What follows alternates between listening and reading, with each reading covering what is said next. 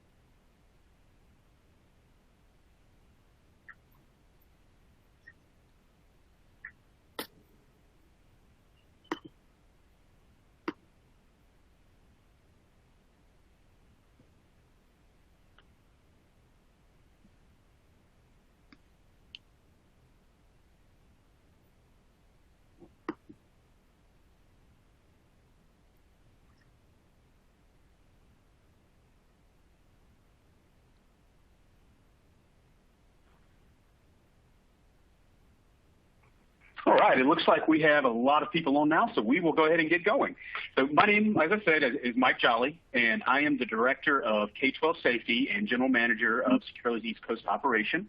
I've been with Securely about 4 years. In my prior life, I was a high school principal and assistant principal. I was a school-level leader for just about a decade outside of Charlotte, North Carolina, in a fairly large district. And that's, again, one of the reasons I'm passionate about student safety and what Securely does. And today, we are really going to focus on a lot of aspects of student safety and primarily focus on mental health of students as things are starting to return as far as going back to school, whether that's virtually, in person. So we have a great panel of guests with us today that are going to speak to those things and just to hear what's going on the front lines. And a couple of housekeeping items before we get going as we talk about interactive. One, this webinar is available on demand, so you can pause it or you can start it at any point as you need, and you'll be able to come back right where you left off.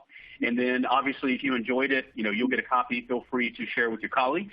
There is a Q&A widget on your dashboard, so you can submit a question that way. So we will, that is how we will be taking questions throughout. So during the presentation, during the discussion, as you have questions, please enter them into the Q&A box, and we will answer all of the questions that we can and discuss those as time allows. We are limited to an hour, but as you ask questions, if we did not get to one of your questions, we will absolutely send you a response via email after the webinar. So make sure you please utilize the Q&A widget because we definitely want to be interactive. And then finally, everything you see in your interface is completely customizable. So if you want to maximize the slide window or if you want to hide anything, please do so. It's easy to do, and you can make anything you see full screen. So ask questions, engage, and we're here to help. With that, let's go ahead and get started. So for what we're going to do, we're going to look at a few national student safety trends, things that have been going on, hot topics in the news the last several months, particularly with schools going remote in March of this year. And then we're going to listen from our speakers. And we have, again, great guests on the front lines, some professionals that are going to speak to us. And then we're going to go into Q&A and let you guys, the audience, come in and ask some questions. So just some brief introductions. I will start with Kathleen Bailey. Hi, I am the director of Securely's 24 team, and 24 is a service that helps districts keep students safe online when they're using district-issued devices. Since 24 came out of its beta status about 2 years ago, we've identified more than 1,000 students that we think were likely to attempt suicide within the next 24 hours. So I'm super excited to be part of that, and I'm excited to be here today to talk about student safety and some of the things we've seen since COVID. So Natalie? Thanks, Kathy. Natalie? Hi, I'm Natalie Atwell, and I'm a mental health professional outside of Charlotte, North Carolina. And I also used to be I'm a former school counselor, so I definitely understand the world that you guys are in. And I also teach school counseling and counseling classes as an adjunct faculty member at Liberty University. So I'm glad to be here, and hopefully I can provide some helpful information. Awesome. Thank you, Natalie. Emily? Hello, my name is Emily Banach. I am a licensed clinical social worker in Connecticut, and I am a school social worker. I work in a mid-sized district in Connecticut, and our district uses Securely. So I was able to interface with Kathleen and the folks at Securely through our time during virtual learning starting in March, like Mike said, and was able to understand their role, and they were able to understand my role and invited me to join. So I'm very happy to be part of this and look forward to a great discussion. Awesome. Thank you, Emily. Julie? Hi, I'm Julie Strating. I'm the elementary principal in Lexington, Illinois, and we are a K through 12 building, so I interact with our junior high and high school principal on a daily basis. We service about 500 students, and we are currently working on a return to learn, where we are planning for some in-person and virtual instruction coming up this fall. So I'm thrilled to be here. This is a topic I'm very passionate about. Awesome. Thank you, Julie, and thank you, Emily, Natalie. Excited to have you here as guests, and thank you, Kathleen, for giving your time to talk about what you've seen and what your team has seen. So just a quick background on Securely. For those of you who are on this presentation who don't know who we are, haven't worked with us, we are a student safety solution. We only work with the K-12 environment. We were founded in 2013 by Internet security veterans. The headquarters is in San Jose, California, as well as Charlotte, North Carolina. And we began in 2013 as the world's first 100% cloud-based content filter, but have since moved on, and we do things that monitor email, Google Docs, Google Drive. We look at those things. We look for indications of bullying, self-harm, violence. And that's kind of why we want Kathleen on here today, because her team provides that live human monitoring of those things. So as kids are Googling things, as kids are communicating via email or Google Docs, and they're crying out for help, our team is here to help see that and then get that information to the school. So again, she's got that team of highly trained specialists 24/7 a day analyzing what the kids are doing. We also offer classroom and device management. So as we're going mixed environment or full remote, in some situations, we provide a way for teachers to still have some control in what's going on with those students, even when they're learning remotely. And then we have Parental Controls. One of the kind of a fan favorite during remote learning in the spring is the ability for parents to control the school-issued device. They can allow or block categories. They can pause the internet, and now they can even set times like bedtime Monday through Friday in which students can't access the internet on their school-issued devices.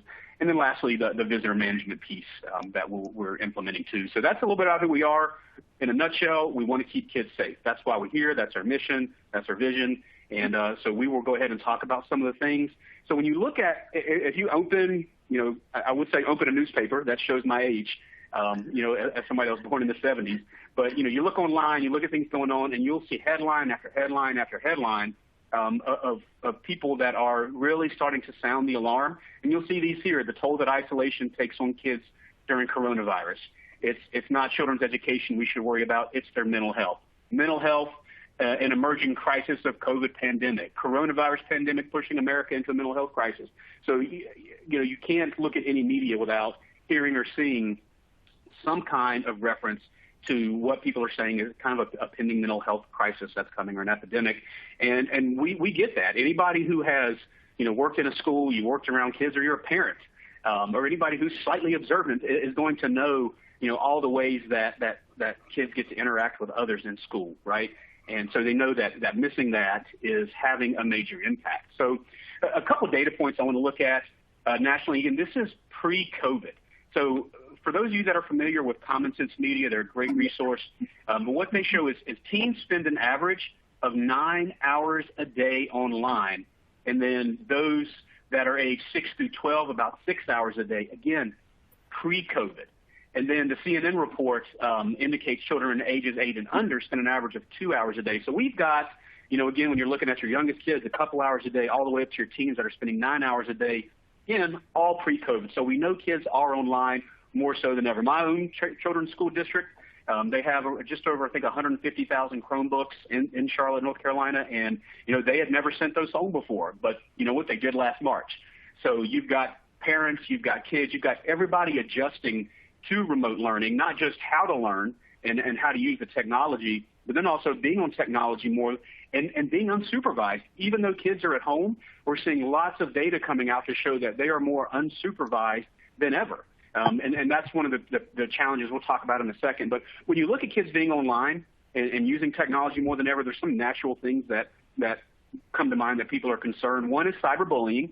And we know, again, this is from the Pew Research prior to COVID, this is 2018, but we know most teens have been a victim of some type, right? Name calling, spreading rumors, those nasty Snapchats or Instagram things that get passed around and tweets that get liked and retweeted, everything else, the negative messaging, physical threats, the images that are shared. So, again, I dealt with a lot of that, as a principal, and then at Securely, we see that all the time. More than you can imagine, I think. So we know that is something that's on the minds of parents with the increased use of technology is what are my kids experiencing? Are they opened up now to more instances? Is this going to continue? Are they going to be a victim? Are they going to start bullying kids? So again, those are the things that we're hearing constantly over and over from parents. And then as we turn to self-harm, right? We look at self-harm, we look at suicide. Kathleen mentioned that her team has intervened in over 1,000 instances where we felt a student was going to harm themselves. We look at that and we look at the data from the 2017 National Youth Risk Behavior Survey. And you can see here, and it may be small on your screen, but 17.2% of those kids surveyed seriously considered attempting suicide.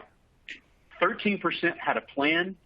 Almost 7.5% actually attempted suicide. And almost 2.5 needed medical attention for that suicide attempt. Again, all pre-COVID. And we know that there's kind of a correlation here with the increase in technology use. And again, huge proponent of technology. Technology is an amazing tool. I love my teachers, administrators, everybody using it. I love my own kids using it. But with that, we have to be aware of anything that could possibly maybe be a negative and be prepared and work through that and help kids navigate that, help parents navigate those things. So as particularly with parents, and they're working full time from home, as we said. There's gaps in childcare. We know some childcare centers have shut down, some haven't, but parents are scared for help to send their kids in. They have multiple children doing a variety of work. That's one of the things that we've heard over and over is, I've got a second grader, I've got a seventh grader, and I've got a ninth grader, all on different levels. I'm trying to help them, trying to go back and forth, but also balance their own job. Parents, they're limited knowledge of the content. Again, they expected to be there and help facilitate and help their children learn without having that full grasp of the subject and of the content they're trying to help their kids learn. And then limited resources. We have homes, we know that having internet access is a challenge. So as we talk about equity, that's another humongous challenge that we know all of you that work in school districts are facing right now. Is if we are remote, how do we make sure in the fall, how do we make sure we get kids internet connectivity? How do we make sure they have devices? How are they able to learn? What supports do they have? And then the same thing, if we're in school full-time, if we're in school, Monday, Tuesday every week, and at home the rest, all those things play in to the challenges that parents are facing, the challenges that students are facing, that schools facing. And this just leads to a lot of stress, just like the political things that have been going on in the country, the economic things. In other words, if I'm a kid right now, I'm really feeling it. Right, I can understand. My oldest daughter loves school. I won't say my younger daughter hates school, but she's not as big of a fan as my older daughter is. And she literally last week when we told her she wouldn't be back in school in a regular setting full time, she broke down, and that really hurt her because it was hard in the fall to be away from kids and be isolated. That just the isolation, and I know what kids like, right? As a principal, I knew I saw kids every day that school was the only place that they had an adult that acknowledged their existence, the only place they had an adult that smiled at them. It was where they got their meal. It was sometimes where they got clothing. It was where they got supplies. It was where they saw their friends. They said, hey, they smiled, they laughed. Again, don't get me wrong. I'm not trying to say that every kid loves school and it's the greatest place on earth, but it is a lot to a lot of kids. And they missed out on that, and now some of them are missing out, and then compounded with the stress of everything else. Again, it's really hard on kids. So what we want to focus on today, Kathleen's going to show you specifically some of the things her team and what Securely's seeing over the next few minutes, and then we're going to jump in and just kind of hear from what our guest panelists have been hearing throughout the country, and then let you chime in through the Q&A. So let me go ahead and turn it over to Kathleen. as she's going to talk a little bit about specifically what her team has seen here at Securely. Hi, everybody. So the 24 team specifically looks for instances of bullying, violence, depression, self-harm, suicide. And we realized this spring that we had some really interesting data in the changes in student behavior. So I'm just going to go through a little bit of information about that. This is the traffic that Securely saw this spring. You can see huge spikes. This is our email and our drive activity traffic that was flowing through our system. And you can see these huge spikes once school started to shut down and move to distance learning. Fortunately, our engineering and AI teams are fantastic, and we didn't see corresponding spikes in alerts that we had to review by the 24 team and notifications. We did see an increase in notifications. It just was not this high. So what I did was compare in this graph this month to the prior month. So in April of 2019, we did 15% fewer notifications than we did in March of 2019. And that's pretty typical. April usually is kind of the calm before the storm of the end of the year. The days are longer, the weather is better.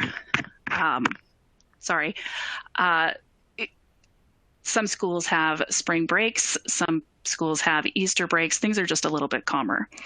This year, we saw a 10% increase in overall notifications. And some of these were teachers reaching out to students saying, hey, how are things going? And students responding with, I'm having trouble sleeping. I am having trouble getting out of bed. I feel alone. I feel isolated. I feel hopeless. I'm having trouble eating. So all of these signs of depression that we were seeing. And then the other end of the spectrum, which is our extreme risk notifications. So these are kids who are doing things like searching for, we had one student who searched for ways to kill yourself, suicide methods. If you kill yourself by slitting your wrists, is it painful? And then the student went to a website and read an article about where you should cut yourself to ensure that it's fatal. So we have these really, really risky activities that students are doing online that could really have some terrible consequences. And we had a huge increase in those in April over what we normally see. So then in May, it was kind of the opposite. Normally we see kids stressed about finals, stressed about homework, kind of concerned about the future and what's going to happen. And those notifications go up. This year, as students across the country were told, we're not going to penalize you for what happened during distance learning, students started to disengage, and they were not as stressed about finals. In addition, a lot of states were kind of starting to reopen, lift restrictions, so things seemed positive in May, and we saw a decrease in notifications. And then normally in June, on the second Friday in June, it's like somebody turns the tap off on 24 alerts. We go from this kind of fire hose level of alerts coming into the 24 team where it's just alert after alert after alert. And we drop down to an alert every 5 or 10 or 15 minutes. This year we still had a decrease, but it was not nearly as significant as the decrease that we normally see.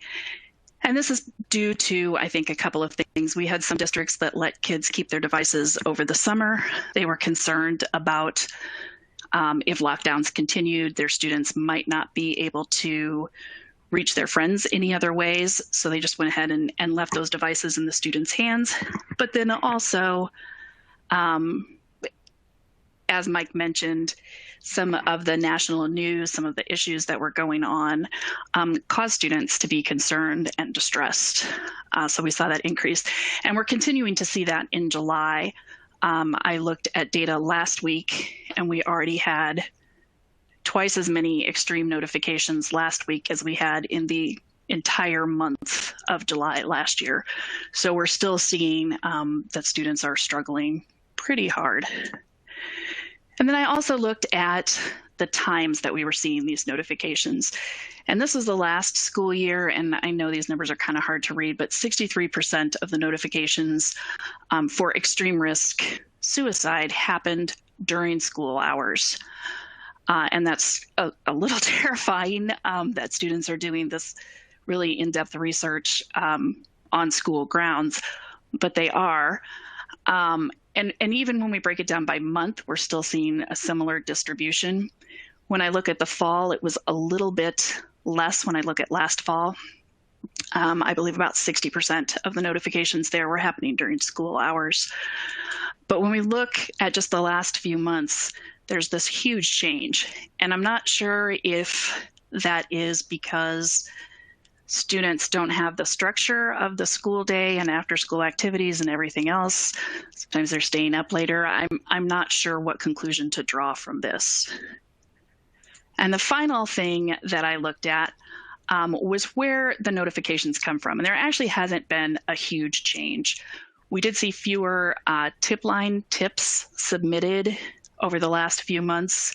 A lot of times those are related to drug use on school campus or bullying, and those categories kind of died down over the last couple of months. We did have a few tips related to friends who were concerned about other friends potentially being depressed or doing something to hurt themselves. But as always, most of our notifications came through our filter product, and that is looking at what students do in search, the websites that they go visit, and social media posts that they make. And a lot of these extreme risk notifications, again, are kids looking into specifics of harming themselves, what they need to do to harm themselves, how they can hide harming themselves, all those sort of things. A lot of these students who are doing those searches related to suicide end up on suicidepreventionlifeline.org on the chat feature, trying to get help. Even in our less high-risk notifications, in our moderate or increased notifications, we see kids who are looking up, am I depressed? Taking depression tests, looking for how to cope with depression. So I think it's really important anytime, but especially as distance learning potentially continues, that we are looking at ways to get information into the hands of students, whether it's coping strategies to help them deal with everything that's going on, or specific mental health resources. I think that it's really important, not even just to get those into the hands of students, but also teachers. I think all teachers right now should be wearing superhero capes. All school staff, I think, are really going above and beyond to protect students and to get them the best distance learning experience that they can. And also parents who, as Mike mentioned, are struggling with a lot of issues themselves and can probably use some resources. So with that, I'm going to turn it over to Mike and his roundtable. All right. Thank you, Kathleen. And I did remember to unmute myself, so I'm not just standing there looking like I'm mouthing words, but I appreciate you going through that, Kathleen. The reason on a roundtable like this, prior to going through and talking about questions, is, at Securely, we serve thousands of school districts across the country, and that equates to over 10 million students. So the fact that we're seeing, that large of a sample size, we felt it was important, and we feel like we are seeing a good, what we're seeing is a good indication of what schools across the country are seeing when it comes to what their students are feeling. And everything that Kathleen just told you about already what we're seeing in July, right? Google's a source of truth. I say that over and over. I've said it for years. Kids will lie to you, they'll lie to whoever, but they don't lie to Google, right? When they want to know something, they Google it. And if they want accurate information, they have to be very specific. So that's why Kathleen and her team see things like, how do I kill myself painlessly? How do I overdose on Tylenol? Things like that, right? So that's why we thought it was kind of important, so everybody could really see how much kids are struggling. And that was last spring and the summer. That was, again, last spring was early on and the summer. So I think as we get in, kids are stressed enough in a normal back to school situation.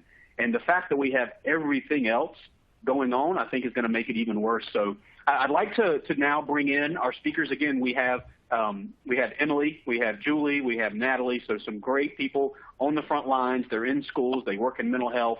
and essentially can, I think, add a lot of value. So my first question for panelists, and again, a reminder to participants, there is a Q&A section, so please go into Q&A, and you can type all your questions in there. So as questions come up, you can continue to do that, and thank you for those who have submitted questions already. So the first one for the panelists, tell me, what are your biggest concerns about student safety and mental health right now?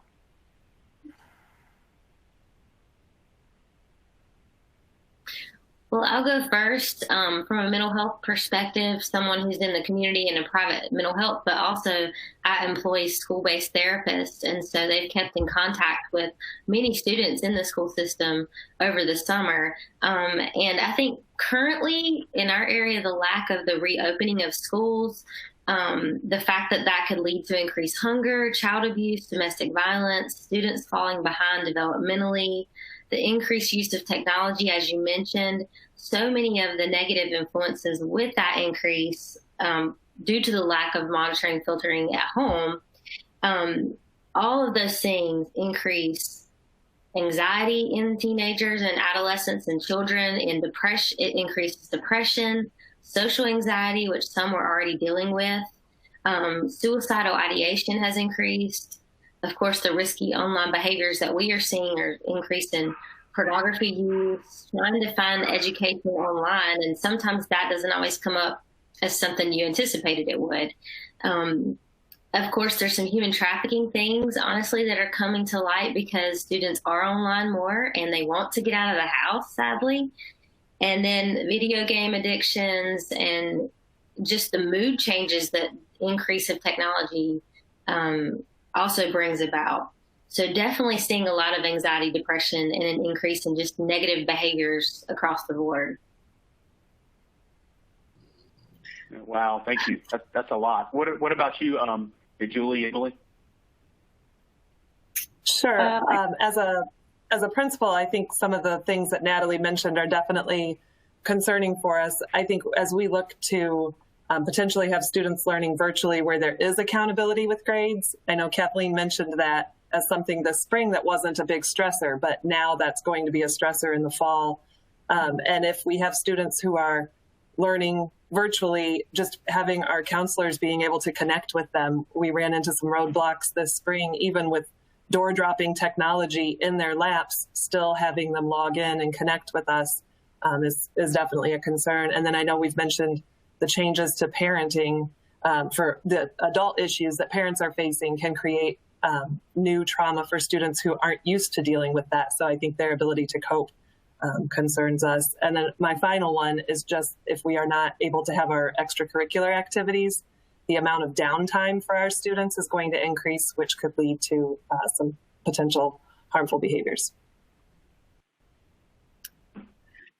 I agree with everything that both of these women have already said. I think additionally, I think the next pandemic that we're looking at is a pandemic around anxiety for both children and caregivers, and not just for children who have suffered with anxiety previously. I carry a caseload of students who maybe in special ed may have a 504 plan or maybe in regular education with no formal supports, but I see on an ongoing basis. The students I was notified through Securely about over this spring did not fall into any of those categories. They were high-functioning students who didn't get any school-based mental health support, nor any outside mental health support.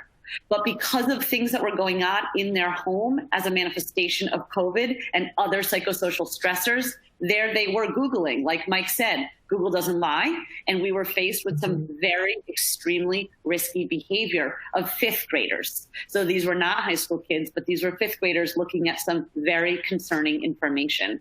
So I think overarching, we have to be very cognizant of the students who already had identified needs, but simultaneously be doing tier 1 social emotional interventions school-wide, district-wide, whatever that means to your district or to your school or to your community. We have to be hitting everyone and not just kids who we think, quote, may need it, because I feel that COVID has impacted all of us and we need to make sure we're hitting as many people widespread as possible. even the students with all of the supports that we think that they have, students who love school, students who have social, who have social supports at home, economic resources. This does not make you immune to the repercussions of the mental health pandemic that we're looking at. Yeah, thank you. Just kind of a terrifying list, honestly. Speaking as a parent, when I hear all three of you and in your positions with experience, speaking of those things. And I think, Julie, one of the things you mentioned is that, what you're seeing in the spring are kids who typically you're not working with, right? They typically haven't been identified in the past. And so now, because of everything that's going on now or there, and you mentioned kind of hitting everybody with that support. What are some things that schools can do? Let's say, again, considering you may have students in front of you, you may not, you may be fully remote. What are some things that can be done? Again, this is to any of the panelists. What are things that schools can do to make sure they are getting resources in the hands of caregivers? Again, parents, whether that's a grandparent who's got to come over and tutor the kids, or whoever, right? Whoever that caregiver is that's helping the kids. What are some things that schools can provide to them to help them better deal with kids who are experiencing anxiety? I can go. So I can speak to my own district. What we were doing in my school is myself, coupled with our school psychologist, we were doing, like we said, as much of this universal, giving universal resources to everyone. But I think more than that, it's about communicating, and it's about ensuring that no children are falling through the cracks. So I have a very close relationship with the teachers in my building. And we set up a system that after the teachers had made multiple attempts with different modalities, meaning a text, a call, an email, trying dad if dad lives at a different address, trying a grandparent if we have consent to do so, and they still couldn't find the students, then myself and our school psychologist needed to try other things, potentially needed to go and drop a note in the mailbox, things that were socially distanced and safe, especially in the depths of this pandemic, but nonetheless were things that we had to make sure that nobody was lost. It wasn't a perfect system, and we can always improve, but we did try very hard. And I can piggyback on Emily with that one of the other things that we noticed is trying to fight some of the adult stigma to helping a child that doesn't normally receive help. So we, for lack of a better word, we tricked, I guess, some of the parents by wrapping our assistants in with food service delivery, or like I mentioned before, we would drop off a tech device and then be able to ask, hey, how is so-and-so doing? Or we just tried to find creative ways to reach some of our families that were not responding to us. I made a few phone calls just asking how the parents' careers were going, and that usually opened the door to what we kind of thought was happening, and then I was able to address it a little further. So I think just really getting our creative juices flowing helped us reach some through this situation. And I'll just add, from a parent perspective and a mental health professional, is I remember in the spring, some of the teachers would ask kids, my children even specifically, how are you feeling? They would ask questions about stress level and things like that. And I think that's great. And I know the intention behind that's awesome. But I think you have to know how to ask those questions. And so let me just recommend, if you're asking questions, which I do recommend, to daily to assess mood and stress of students, ask them in different ways. Ask about, what are your daily activities outside of school? What time do you do your classwork? What video games are you playing? What music are you listening to? What are your eating habits? What did you eat for lunch yesterday? Ask specifics and so that you those types of things, so that you can kind of dig deeper into. If they say, hey, I didn't have lunch yesterday, then that might be something that, okay, well, why didn't you have lunch? It can kind of lead into other questions. So be really careful about your assessing questions, I would say, and you can certainly do those virtually. And then you'll know, okay, does this person need to be referred to someone to kind of dig a little bit deeper? Ask them about their sleep patterns. Hey, how are you sleeping these days? Are you getting 8 hours? Just things like that, I think, can really help if you're a little more specific. One thing also I would, say is be available, that they can maybe have a time during the week where they can call and speak to someone, or have a face-to-face, whether it's WebEx, Zoom, or whatever format used, like, really work hard to try to have an opportunity for kids to interact in that way. And then some other signs I would say you can look for is a decrease in the participation, even online, even if they, were really engaged at first and then they kind of slacked off. A lack of communication, and any, of course, writing that seems to talk about death or dying, I would say. Got it. And I think those are some very important things, Natalie. I'm glad you listed those of things to look for, because, again, we are going to start seeing kids who haven't in the past experienced these issues now starting to do that. So those assessing questions that you gave, those samples were wonderful, and I think that's important to do. I know one of the questions that leads into is there are districts that have scarce resources, right? They may not have. They say we don't have enough counselors, we don't have enough social workers, there's no access, or in our community there's not. So since schools are, in fact, they are going to be seeing kids who are experiencing the highest anxiety of their life so far, right? They're going to have things like that. So are there any tips that any of you have for ways to encourage kids to speak up on their own? Again, I know, we see it when they Google it, right? Kathleen's team's going to catch it, but all kids may not Google. They may not look there. And when we don't want them to internalize, we want them to report it. So are there any strategies that any of you have that can share with the participants in this webinar that they can take back that are good ways that the school district and individual schools can encourage kids to speak up when they're anxious or depressed or sad? I would say the most important thing that any of us can do as educators without a mental health background is build relationships with kids. So I think that the questions that Natalie just, rose about how are you sleeping and how are you eating, these are even things that kids, when they feel connected to an adult, will tell without having to talk to the social worker or the psychologist or the school counselor, because some districts just simply don't have those resources. But if our teachers build relationships, which they are incredibly good at with these students, and when we go back, and whether that's in person, a hybrid model, virtual, focusing on the relationship building and the social emotional needs of the kids first, I think is the most important thing we can do. And teachers are already equipped with the ability to do that because they've been doing it for centuries. Yeah, I agree 100%. Go ahead. No, Natalie, go ahead.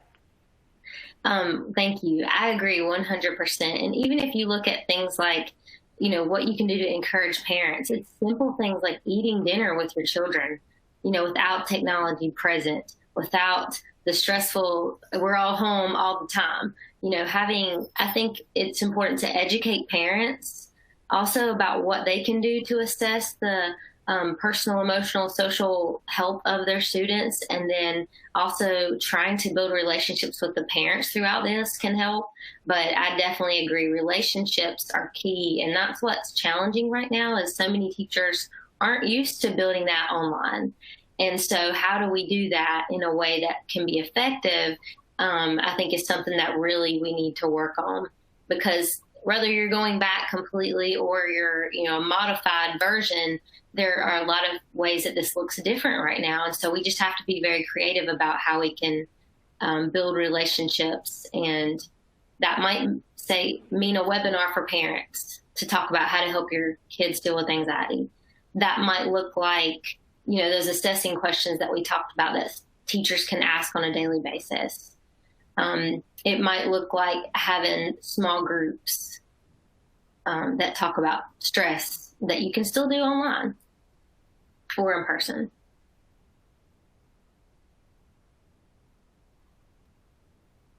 Yeah, and thank you, Natalie. Julie, were you going to? Yes. I was just going to add to Emily's creating the relationships. That was exactly what I was going to suggest for teachers. And I know we're a much smaller district, so we have some things that work to our advantage where we can track and make sure that every student has been connected to an adult, at least at some point. I know of schools who have done that using in their teacher's lounge. They do it an old school method with student names and like a check mark or a sticker. Obviously, that could easily be adapted to some type of a Google Doc. where you mark off if you've made contact. And we actually did that in our elementary school during remote learning. We had an ongoing Google Doc where you indicated if you had made contact, and we updated it each week. But we also have the advantage of having older students with younger students. And we occasionally pair them up, and I feel like it can benefit both ages of the students. Older students can be seen as a role model, and that sort of places an emphasis on how they need to behave in an appropriate way, and it helps them to make better choices. And then the younger student has someone else, an additional support in their life that they can look up to, and they get to see each other. Maybe not this year with social distancing, but in a typical year, they are able to see each other in our building, and that can help increase those relationships. So I would say the number one answer to your question is build the relationships, and it will pay off. I think something else, Mike, to consider is that we're asking parents and students to really step out of their comfort zones with virtual learning. And I think we as professionals have to push ourselves a little bit out of our comfort zones also, both with the technology, but also maybe just how you interact in general. I made the decision when our school closed that everybody on my caseload, I gave them my cell phone number. Now, not every social worker in my district did that. And a lot of people weren't comfortable and they wanted to use Google Voice and all these other things. Well, I stepped out of my comfort zone because although I've given my cell phone to specific parents, to give it to everybody was not something generally I did in my practice. Nonetheless, it was so beneficial. I was able to text all of my students before all of my live sessions, which were about 5 hours a day. I was live when school went to virtual, and I never had one parent that had a negative effect of this. No one was overstepping. Nobody was using it inappropriately. It was actually so beneficial. So I think we also need to look at, sort of look into ourselves and what can we do differently that maybe we weren't comfortable with before, but we need to look at the long-term effects of the relationship we could have with the students and the role that we as educators can play too. Yeah. Agreed.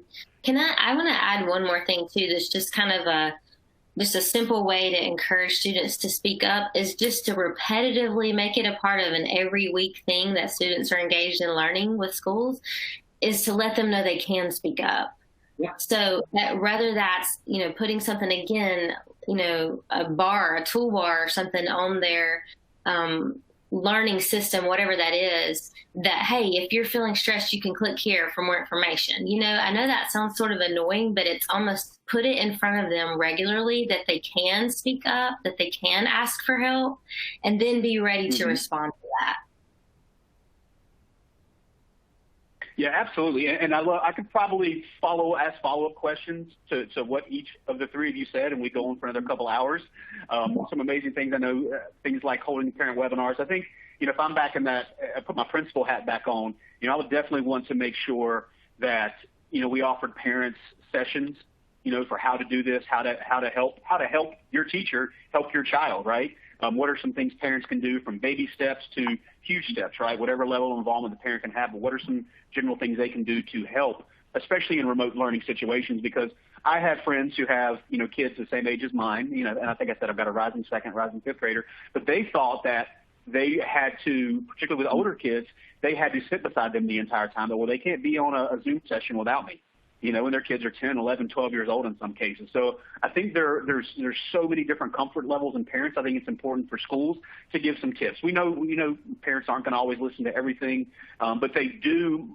I got jaded sometimes, but, parents do obviously care. They do want to help their kids, and they are going to, for the most part, they are going to listen to school guidance about things. So I think it would be great to, like you guys, all of you touched on, is giving that information out, being available, and talking to relationships. I know that was one of the things that Emily, that you mentioned, is about how good teachers are at building relationships. At the same time, I know some of them are terrified. I talked to a colleague, and they had kind of an open forum staff meeting last night for teachers after the district announced their decision Monday morning.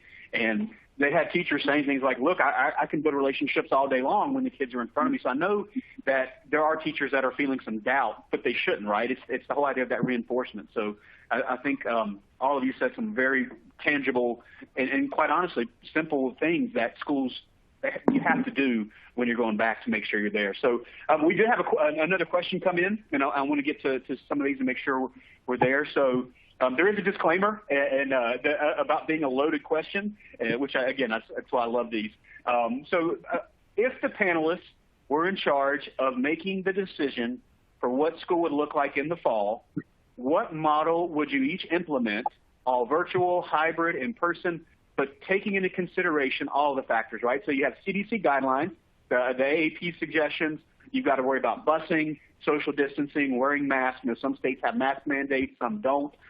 So again, keeping all those things in mind, ideally, what would it look like to you guys as panelists?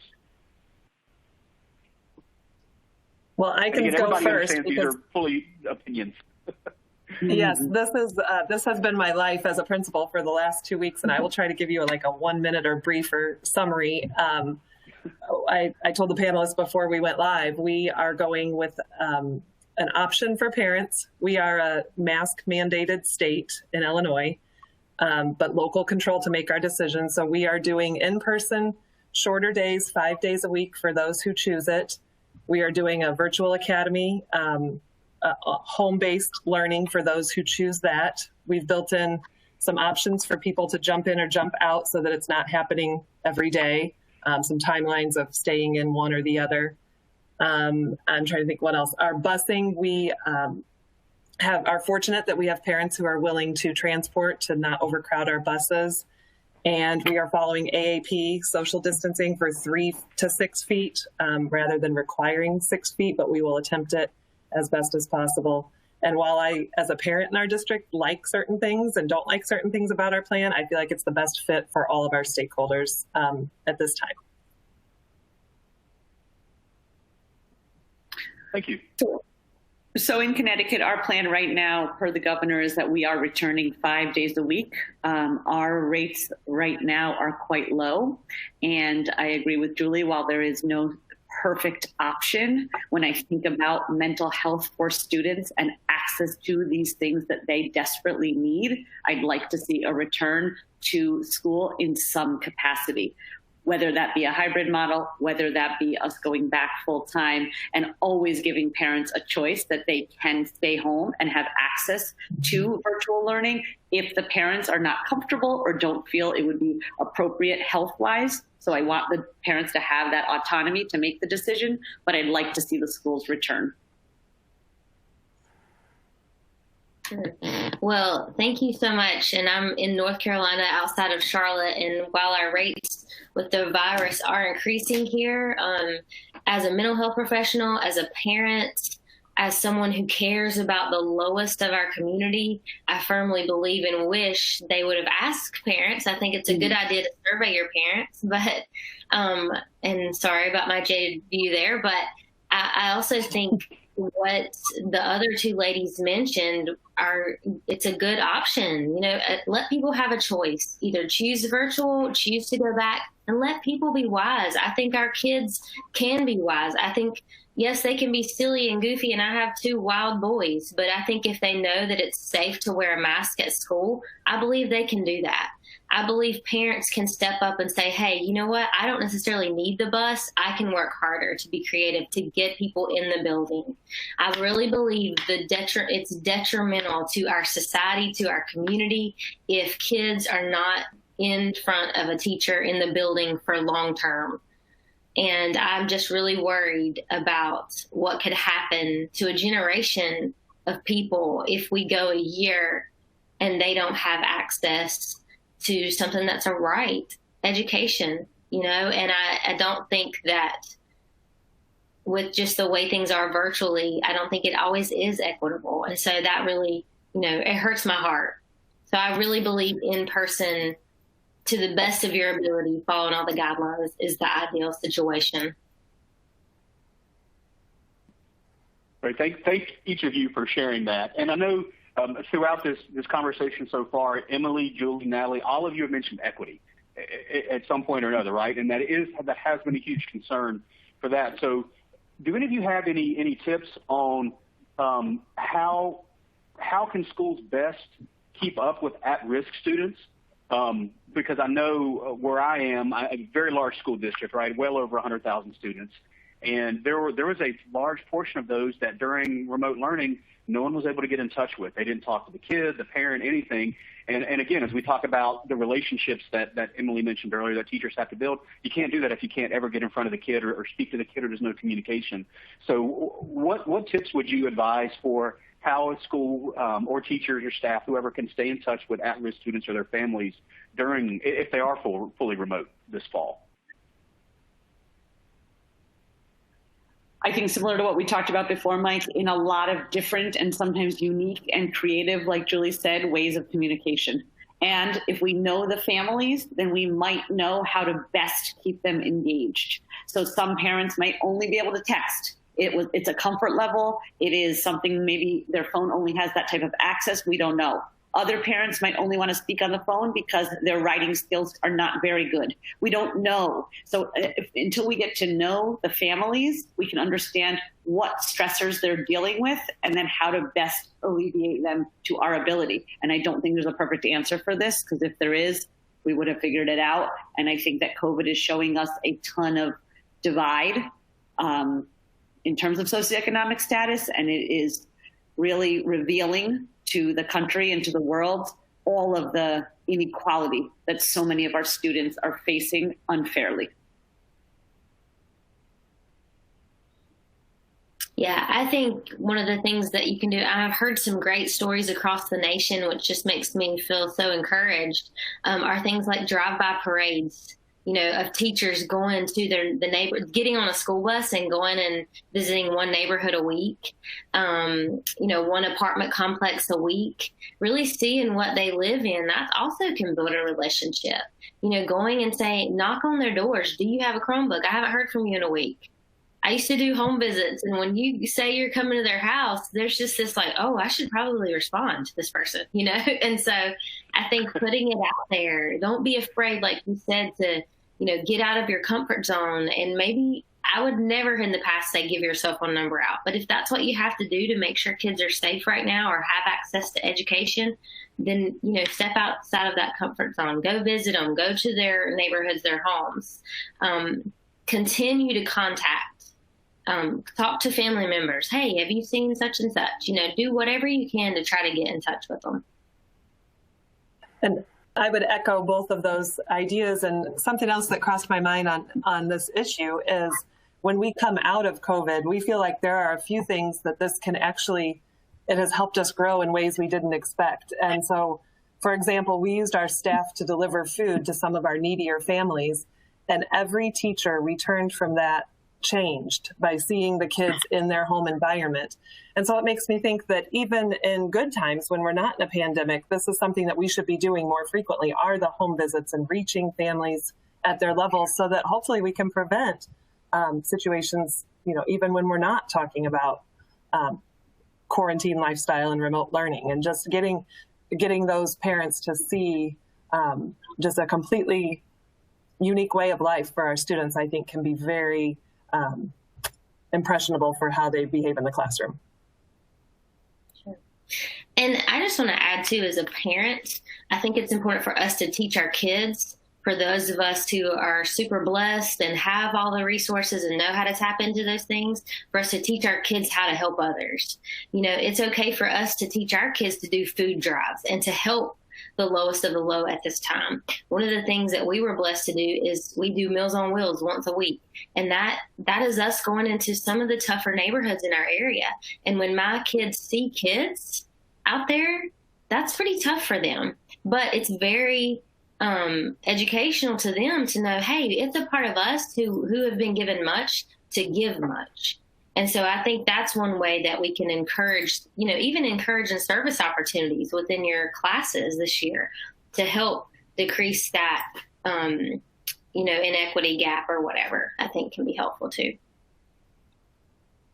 Yeah, thank you. Nat, I'm glad you added that, because it is important, to keep that perspective, and, always encourage your students and those you work with within the school to help and give back and pitch in. And usually that's something that everybody does, but I think when times are even tougher than normal like they are now, it's even more important to think about and not forget.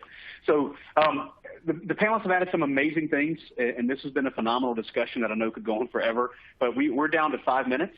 and I do want to be a great steward of everyone's time. So I have a few things I also just want to add as talking points to make sure all the participants, these are things you can think about and maybe take back in your district and make sure that these are on your radar, been talked about. One of the, aside from the amount of screen time that teenagers and young kids are spending and seeing the increase from COVID, another is essentially, we have this massively quickly increasing tech-savvy population of minors, of kids, combined with remote learning, combined with adults spending time outside of the home working or on their own jobs, right? So there's lots of things going on that are essentially giving kids actually more access, they're getting better at technology, and they're less supervised. And that's leading to some things that aren't great. And one of the most recent data points I've seen, this was an article in Forbes magazine. This is from the National Center for Missing and Exploited Children. So their child exploitation complaints received in June they rose 106% from the previous year. So again, those are complaints and tips about children being exploited. So there's lots of things that we discussed today and the panelists discussed about making sure they're ready. But one of the things that schools also need to make sure they are communicating to parents and students about is how to be safe online and how to look for signs of students being groomed. Your district, we think, should absolutely be passing out tips for how to navigate things online. There's great resources. Just like the Mayo Clinic, as an example, puts out some great videos for parents that districts have shared over the past several years as far as how to identify signs of depression and potential suicide within your children. Well, there's also things that are put out for how to keep kids safe online. There are student facing resources, and there are parent facing resources out there. And if you'd like to reach out to me at Michael, M-I-C-H-A-E-L, @securely.com, it's Michael@securely.com. I can absolutely pass you some of those resources to share with your schools that can be sent home to parents, again, because you want it to be on their mind that with everything else going on, there are people who are trying to take advantage of kids during this time, as there's always people trying to profiteer, right? It's like the people selling, toilet paper. They bought all the toilet paper from Sam's and they're selling it on the side of the road now for $20 a roll, whatever. We know people take advantage, and so child abuse, child exploitation is happening, and it's increasing right now. So think about that. We also want to make sure you are talking to your kids about using apps. Make sure that parents are aware of what apps are being frequently used, what their students are doing. They need to learn about privacy. There's some great privacy tips for kids and parents that schools can share out. Kathleen and I normally are presenting in Las Vegas this time of year at the National Student Safety Conference. And I know one of the things she does is talk about reverse image lookup. And an example is this kid who a young boy posted a selfie of himself, and now it's used, 8 million times, right, by every organization and, out there that they're not for good things, right? So you need to send out some tips to your students on keeping private things private. I know, for example, Snapchat keeps messages on their servers for 30 days. Kids don't know that. Kids think, oh, that's why I use it. I send it, it disappears. So there are lots of misconceptions about commonly used apps and online resources that kids and parents need to be made aware of. So I would definitely encourage you to understand that, kids are using technology more, and that has led to some problems and some increase in exploitation and some other things, but also kids need to make sure they're taking care of themselves and not putting themselves in those bad positions. So we would definitely encourage districts to send out some tips for parents and tips for students on privacy, security, and how to do things online. I know most of you already are, but if you're not, I would make sure, and I would also talk to your teachers, especially in a remote environment, because parents are going to come to the teachers first. And when they come to the teachers need to have those resources ready to give right out. Oh yeah, this is how you can keep your kids safe online. Here's some app safety tips. So I talked really fast to get that done, and we are at 2:59 Eastern time. So that is it. I really greatly appreciate so many. We had a very large amount of districts on here today. Some of you using Securely, some of you not. So again, if you have any questions, you can reach out to Michael at securely.com. If you have questions about our 24-hour monitoring that Kathleen will do on top of the filter, it's a great way to have that peace of mind to know that, you are getting those alerts. Your principals and counselors are getting those alerts, but, while they're asleep, while they're doing things with their family, somebody at Securely is always going to be watching your kids and we know that Google gives that source of truth as well as things they're putting in Google Docs and Drive. So we're here to help that securely any way we can. Again, our whole mission is to keep kids safe online, and we're here to partner through a variety of solutions to help you do that. So thank you all, and we greatly appreciate your time. You will receive an email with a recording of this webinar, but please reach out if you have questions. Thank you.